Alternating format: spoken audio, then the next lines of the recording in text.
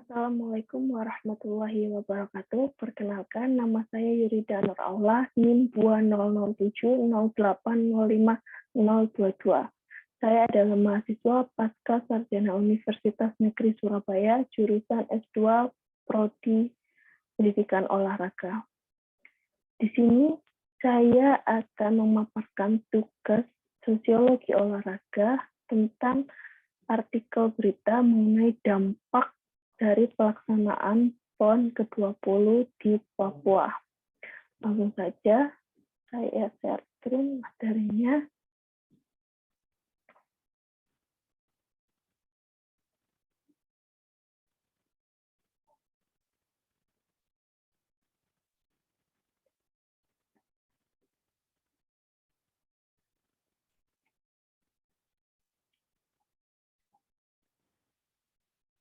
Baiklah, langsung saja untuk artikel beritanya.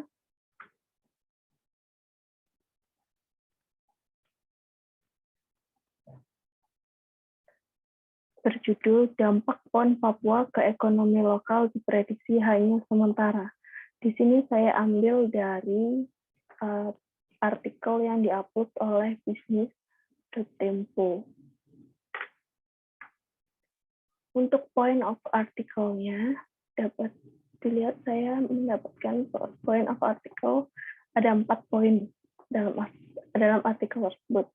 1. Direktur Research Center of Reform on Economics atau CORE Indonesia Peter Abdullah memprediksi dampak perhelatan Pekan Olahraga Nasional ke-20 bagi perekonomian di Papua hanya sementara. Yang kedua adalah PON 20 Papua telah berjalan mulai tanggal 2-15 Oktober 2021 di 4 titik. Diikuti oleh 6.442 atlet dan didampingi 3.000 orang pelatih. Ketiga, pendapatan daerah menurut BI, perputaran uang selama PON 20 berlangsung mencapai triliunan rupiah. Begitu juga dengan festival kopi yang diikuti oleh ratusan UMKM.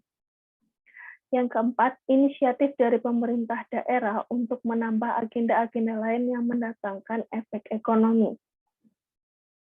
Lalu, untuk informasi tambahan, PON 20 tahun 2021 akan dibuka pada tanggal 2 Oktober sampai dengan 15 Oktober 2021, dan lebih dari 20.000 orang terlibat dalam pelaksanaan PON 20 yang terdiri dari para atlet, ofisial, panitia, dan petugas keamanan. Yang kedua, terdiri dari 37 cabang olahraga yang diikuti oleh 34 provinsi dan diselenggarakan di 4 klaster, yaitu Kabupaten Mimika, Kabupaten Merauke, Kabupaten Jayapura, dan Kota Jayapura. Untuk sektor yang berdampak pada PON Papua yang ke-20, yaitu PON Papua 20 tahun 2021, mampu menjadi awal pemulihan perekonomian di Papua. Pelaksanaan PON 20 diperkirakan membawa peningkatan PDRB sebesar 950 miliar sampai 1,5 triliun rupiah atau 0,7 sampai 1,10% terhadap dasar ADHK 2020. Untuk sektor yang paling banyak terdampak, yaitu sektor konstruksi dengan peningkatan sebesar 778 sampai 926 miliar atau 4,2% sampai 5%. Yang kedua adalah sektor perdagangan. Sektor perdagangan mengalami peningkatan sebesar 52 sampai 105 miliar. UMKM yang turut berpartisipasi dalam PON 20 diperkirakan turut mengalami peningkatan omset hingga 60%. Yang ketiga ada sektor transportasi dan pergudangan.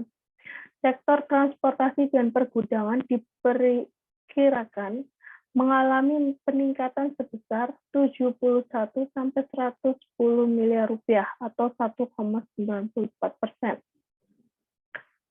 Untuk optimalisasi aset pasca PON, pemanfaatan infrastruktur pasca kegiatan dan promosi produk dan wisata daerah menjadi kunci agar pelaksanaan PON 20 tahun 2021 dapat memberikan dampak jangka panjang yang positif terhadap perekonomian Provinsi Papua.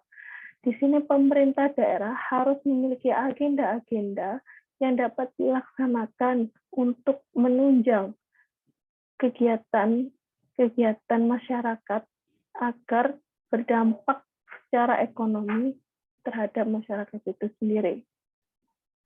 Papua diharapkan mencontoh Palembang yang dapat menjadi salah satu daerah selain Jakarta untuk melaksanaan Asian Games tahun 2018.